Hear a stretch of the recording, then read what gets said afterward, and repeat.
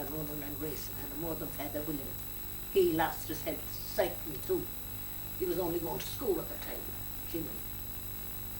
So Anthony died of TB too. He was the eldest of them. He wasn't at all like Willie. Oh, you wouldn't think they were brothers at all. And where did the Sullivans come into it then? Wasn't they sort of related as well? Oh, the Dugans. They left out that woman too. There was a Mrs. Dugan. She'd be Teresa's mother. Mm-hmm. And she was one of the girls. Yeah. She was married in Donadoba to, what were their names? Dugans. They used to call her Mom Dugan. Mm-hmm.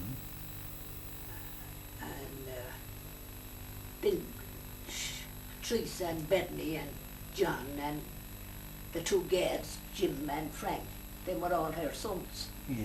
And they were all cousins. I'm looking at the two vases over your head there. Where did they come from? Oh, I don't know. Did you give them, you know, the two vases? I might have given them to Marie. But gave them to Cardinal or somewhere, was it? Huh? The two vases, the brass vases. Where are they on top? There. Can you see them there?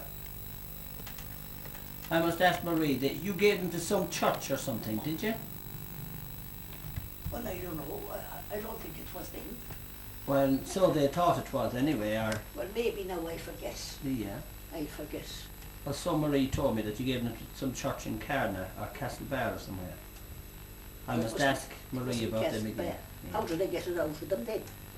I don't know. It was to some monastery. Oh, it was a monastery. The monastery next, I was teaching in the school next to the monastery. Mm-hmm. We had the girls and they had the boys, Mm-hmm. the brothers, they were Franciscans. And then when they were all moving out of the abbey, one of the brothers said to Mrs. Johnson, she was my principal, would she contact me that I could have the vases back? Mm-hmm. That was why. Oh, that was all right. That's it, so. I had forgotten all about it now. Yeah. Well, now, what next? When did you meet Michael?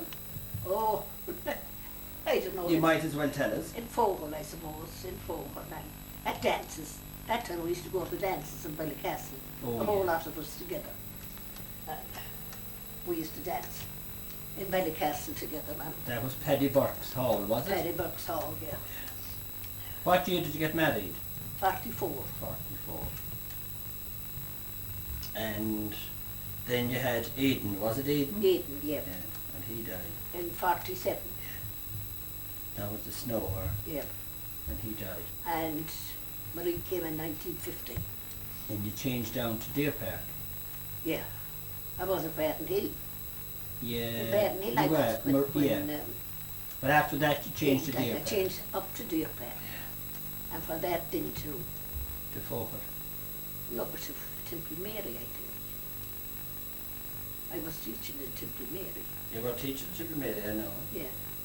And then you came to Carramore after that. And I came to Carramore after that. Yeah, but you came down then to live in Focus later on. Yeah, A few years ago. yeah. I was a good while in Deer Park, You were. So, only about 2 or 3 years which was the time of the blizzard and the bad snow. so that you died. All right, we can leave that now for another day. So, I got married and where did you get married? let them, I forget. I thought you said Killala. Bridget. Killala. It must be Killala, Who was the priest? Brother Timlin. And And the cost of the marriage was exorbitant at the time. Oh, they used to give it me £3 or £4. Oh, but I was a teacher, so £20. in what year was that? 1944, £20. 16th of October, 1944. Very good. And I remember I had to go to Father Murphy, I think, for a letter of freedom, or someone of us had to go. Michael, I think. And he said, oh, that's exorbitant. And I don't think he charged anything at all for the letter. Father Murphy was a nice priest. Oh, anyway. he was great. And who stood for you then? Annie McGovern stood for me and Patrick Collins stood for him. That was it, and I think that's all of us that went unless we had Maud Rogers with us now. And where were you living at the time? Temple Mary, And where was Michael? at home, in his own house. And what did you... That's why we had the dinner in his house. Oh, yeah. And what did you for dinner? Was that the marriage dinner? Goose. Oh, yeah. Oh, it was a nice dinner. Well, who'd be in his house at that time? Oh, it was lovely. But who was in his house at that His time? mother and father and the two sisters That's Kathleen and Patrick. Kathleen and Aileen. Kathleen and Lily. Annie they weren't yeah. married. So and you went to live in And I know Tipperary? what the mother said. You're leaving the girls behind. She'd Oh, like yeah. to see the girls gone off Oh, first. yeah, You're leaving the girls behind. Well, was Michael the first one to get married? Was yes, he'd been married before that, I Was think he? he was. She didn't say anything about him, he was young. And how long were you going out together? Oh, 20 years. It was the romance of the years. Yeah. I don't know how long I couldn't. And what was the residence like at the time? Huh? What was the residence, Tipperary residence And I like? tell you, he spent long before we got married, well not long, doing up the kitchen, plastering the kitchen and getting rid of the smoke. And you were staying in at the time, I were was you? saying, but he was only coming home Saturday night and going Monday morning again. Oh, But he so wasn't staying. Oh, I thought he was staying the weekend. No. But you were kind of modern in He those was, days. he was busy working while he came in. Yeah. Well, that's your story, anyway. Well, that's the story, but that's what you put Yeah. on that anyway. So there's more to it than we know. Oh, well, I don't know, there wasn't. Yeah. And there was no pills in those days, Oh. or what do you call them, condoms. There was nothing at all in those days. So how long did you spend then in Tipperary? Oh. Michael? 44 to 47, And then you went up to Barnhill. Barnhill. Well, you see, from the 14th October, he was living with me. But then he used to go to Ballina on Saturdays, the patients. He was kind of... He was working on the council, on wasn't the he? council, yeah. And then he got on to the turf business up in Corrick or whatever was going on there, you know, the turf. Yeah. Now, And then he began from Monday to Friday. who were the neighbours you had in Barnhill? Mrs. Ford and her sisters, two sisters. And she be Egg's aunt now. Oh, she was an old woman. But anyhow, when I'd be coming from school, Mary, come in. If she had a chicken or if she had a goose and anything, come in. She'd have the dinner ready for me. And she used to sit down, the older sister, with a tray and everything on the tray. And there were wood cooks. Well, I think they were in America, but she had the two sisters because she was an awful boss. She was married now to John Ford was her name. John Ford is usually the mailman, the postman, we said that every day. Well, Jackie Munley then was a constant visitor of mine. And this day when I came from school, what is he perched on the top of the pillar of the, you know, the residence gate, but a chamber pot. And it was an old one he got belonging to them. It was thrown out the back. It was red with age inside, and he placed on that. Oh, she said, isn't that the hangman to do that? Oh, she was giving out the pay. Well, this is down in Tipperary. Yeah, Where would they live in the Fords? In whose Huh? house? In whose house the, were they? the next house was Oh, a yeah. long house. Well, somebody got it afterwards. Oh, I know forget, that. was it Benny Duncan I think so. or someone like that got it and they kind of did it up. But then Johnny Hebert must have some of it for stables or that. Benny Duggan was in England. He's married to one of the Rileys. That's right. But she was very good to me. Like if she had anything nice, she'd bring it down. And she'd tell me everything then that if Jackie was in, you see. And this day, I came from school and Jackie made it up. He went up to her. Hurry on, Mary's in a lump on the floor. Then she had a pain, and it wasn't through at all. Well, she came down breathless. Did you get the priest? He said. Or she doesn't want the priest. Like, she's a saint. There'd be no priest here, Jackie said. Oh, you pagan, you. Oh, well, she was great guess. And then Joe Loftus, no matter what she wanted from Killella, whoever the messenger was, tell Joe about it. Joe must have charge of her will and her affairs. Tell Joe about it and tell Joe to send me out. And who was the Joe Loftus? You know, he'd be an uncle now to the Gillivarans in Killella. Oh, yeah. Through their stepmother was his sister. And he was married to Bridgie Neelan. Who's She the lived Bridgie? up there where Hugh John was living. Oh, them Neelans. Them Neelans, Pete and Bridgie. And they got married this day. Now, I don't know what time of the day it was it in the morning or when? But anyhow, his people, they went high at the idea. And from that on, he wasn't allowed even cross the street. So they never lived together at all. And later on, she was the headpiece at all the football matches, and at that I saw her thrown in the ball at a comic final in Roscommon. Oh, she was a great, very forward and all that. And I remember we were talking to her, and she threw in the ball in Roscommon. And at several matches, then she went to Dublin. She had when she married Joe, Irish step dancing too.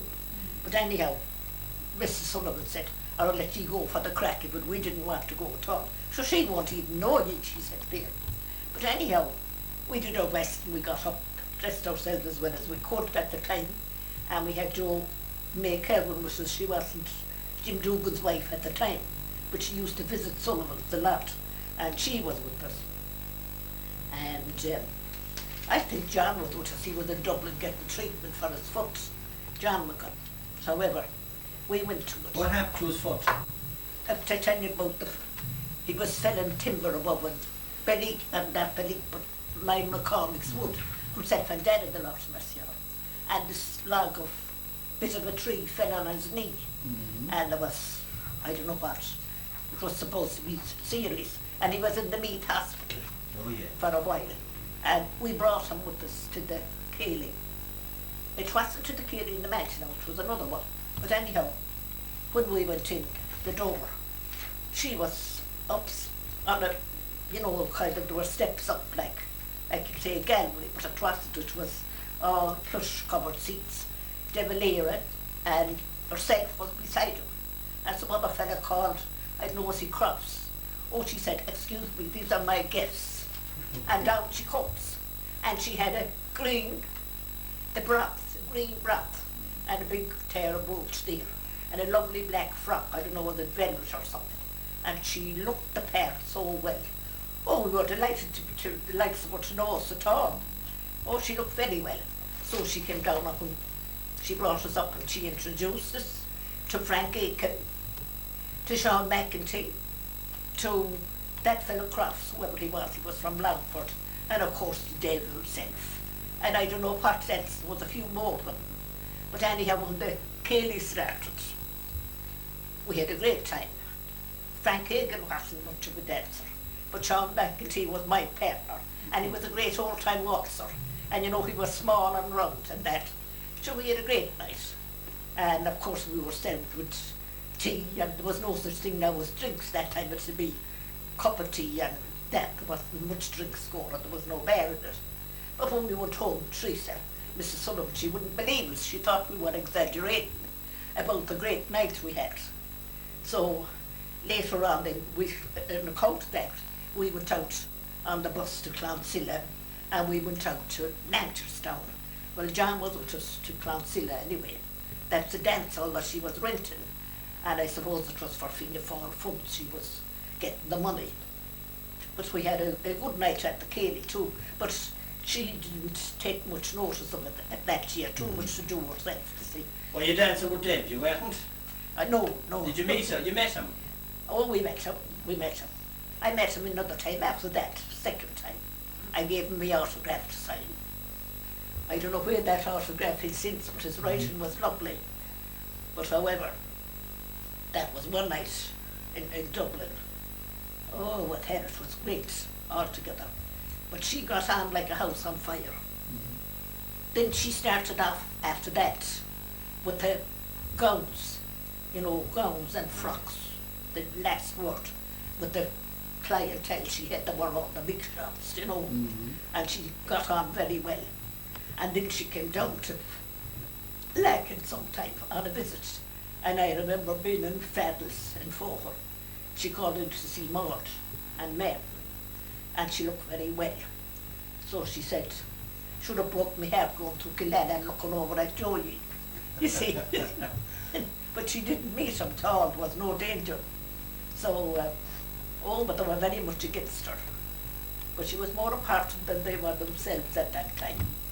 But she was great. And then... you were single at that time, were you? Oh, I was. Tell me about when you went to Barnhill. I wasn't single when I went to Barnhill. I know you weren't, you were married. Yeah. Oh, the first time that I had a bad doing Barnhill, I was there on my own. Well, I'd had Jim Cullen the lot of mercy on a man, Patrick Brown and a few of them, and of course they wasn't my type, but at the same time it was good of them to come in. And then we had, it wasn't television, it must be a radio, and when there'd be a match on, we'd have Willie McGee, he was the best. He'd always come over for the matches, and Michael has been the day, we know at the match, the football match, whatever was on. I remember watching Joko on, if you look in the dictionary, you can always see, it's nearly always fatal. But it's a contagious disease, isn't it? Well, I don't know whether it's contagious or not, I don't know. Yeah. I tell you, it comes from dirt in the hospital. Dirt, if you wouldn't mind, in the hospital. And the nurse that was attended to she's dead since, she had a cut on her finger, and she wasn't supposed to be attending to him at all with that time. But however, I could have run them that time, but I didn't bother. I didn't feel like doing it. So they sent two out to the hospital. Well, then after that, Mary Donoghue, that's Mary Madden, Joe's sister, her boy that's down in the scroll now, he had the same thing, but she knew about it, and she got Dr. McNulty, I think, to administer something, whatever it was. She knew about it in time, and she left the hospital in time, but she could do that, you see.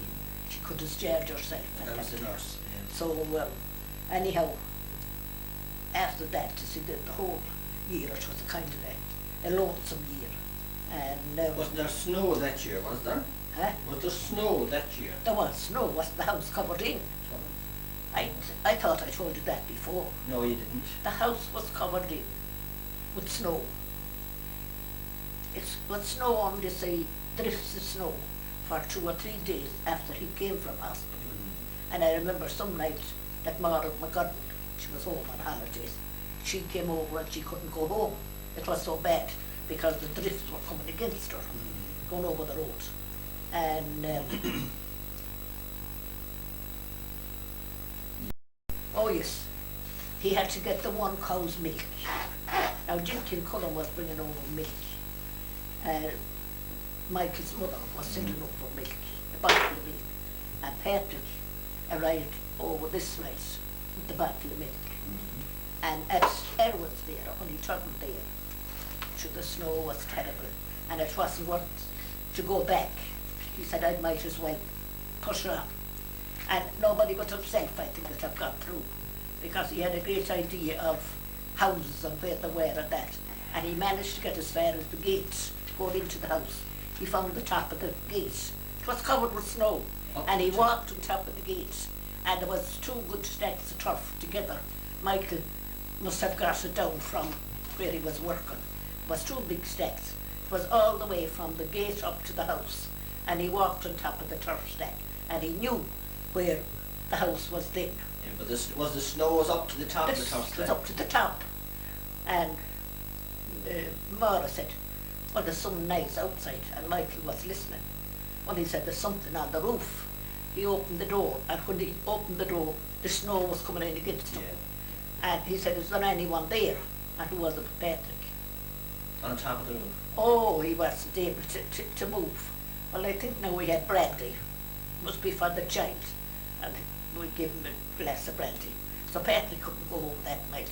So they stayed that night. And, When did he die, the child? huh? When did the child die? What date? In the house. What date? Oh, the 27th. Was it the 27th or 28th? 27th of February. And Peter cut the roadway down to the road for the funeral. And Mike, Paddy Collins' father now that made the little coffin for him. And he came over with it the day of the funeral. It was a good funeral now, a lot of people round about they went to the funeral, but it was nearly all walking because they couldn't bring cars or anything. So, Well, there wouldn't be too many cars, would there? oh, there was not. But they couldn't bring them out anyhow because the roads were bad.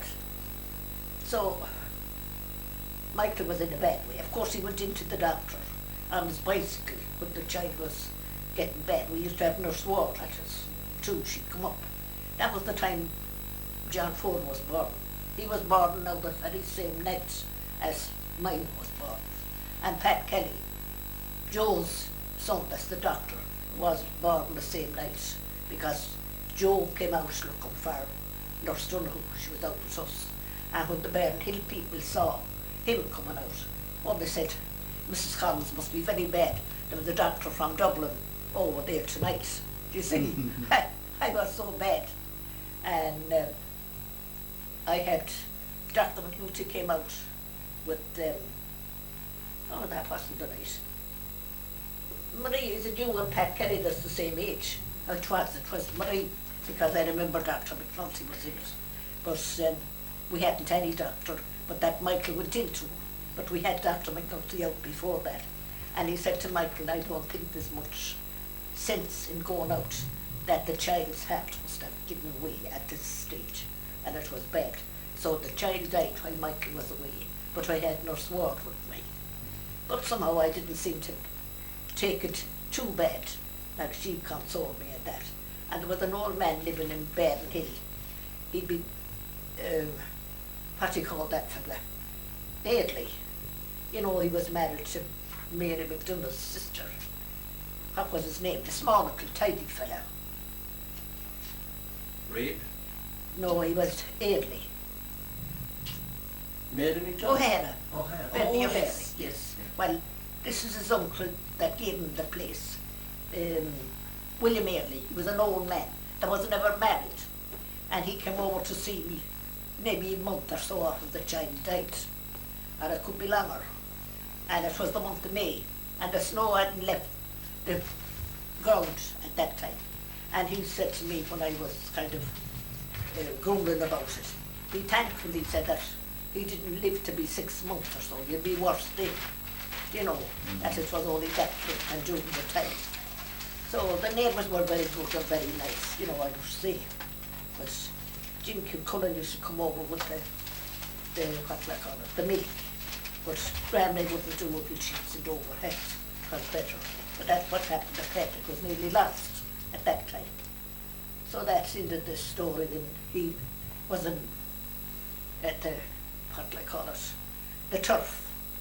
And some night now he didn't come home. I'm sure I was off my head. I said something must have happened. And I was gone so far is that I could see an ambulance taking him from where I don't know, because he was up in Dealbridge, I think was the name of the place, that I could see the ambulance going with him to Ballina from where I was, you know, till I was gone off my head. And anyhow, he arrived around 4 o'clock in the morning, because it was an awful, it wasn't a bad day, but he was loading the turf lorries, and the fella asked him, would he wait to load them with him? And did you know who the man was? Charlotte McGowan, that comes to John of Regis up there. Her husband, and her husband's brother. And Michael and himself became great friends after that. And anyway, that's what delayed him. He was loading the turf, and they didn't like to leave it there for the weekend, so they filled up the lorries, and that's how he was so long, until 4 o'clock in the morning. So now, there's the thing gone out.